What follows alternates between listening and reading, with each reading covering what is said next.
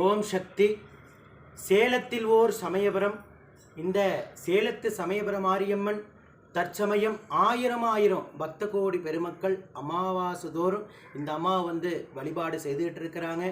அமாவாசையில் என்ன சாமி அவ்வளவு முக்கியத்துவம் அப்படின்னா, அமாவாசை அன்னைக்கு மொச்சக்கட்டை கத்திரிக்காய் குழம்பு வச்சு முருங்கைக்கீரை பொரியல் செய்து 3 அடுக்கு சாதம் வைத்து பச்சரிசி மாவிளக்கு இடித்து அந்த மாவில் ஜோதியாக ஏற்றி உடுக்கி அடித்து பாட்டு பாடி அம்மாவை அந்த ஜோதியில் ஆவாகனம் பண்ணி அந்த ஜோதியை எடுத்துகிட்டு வந்து ஆகாரத்தில் வச்சு அம்மாவை சாப்பிட வச்சு அந்த படையில் குழந்தை பேர் இல்லாத பக்த கோடி பெருமக்களுக்கு கும்பிட்டு கொடுத்தா உடனுக்குடனே குழந்தை பேர் கிடைக்கும்.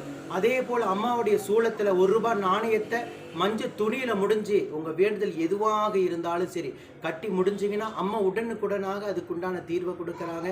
சரி சாமி, இந்த அம்மா எப்படி இங்கே உருவானாங்க, எத்தனை ஆண்டுகளுக்கு முன்னாடி உருவாங்க அப்படின்னா, அம்மா ஆதியில் சுயம்பம்மா, கீழே சுயம்பாக இருந்தாங்க. பூர்வீக இடம் தாத்தா வழிபட்ட அம்மன். நான் சின்ன வயசுலேருந்து அம்மாவுக்கு கைங்கரியம் செய்துக்கிட்டு இருக்கேன்.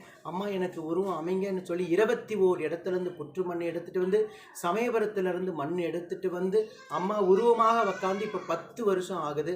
அதே போல் சேலம் புதிய பஸ் நிலையம் இறங்கிட்டு சாமிநாதபுரம் இபி ஆஃபீஸ்ன்னு கேட்டிங்கன்னா எல்லாத்துக்குமே தெரியும். இபி ஆஃபீஸ் ஏத்தாப்பில் சேர்ந்தது அம்மா குடிகொண்டு இருக்காங்க.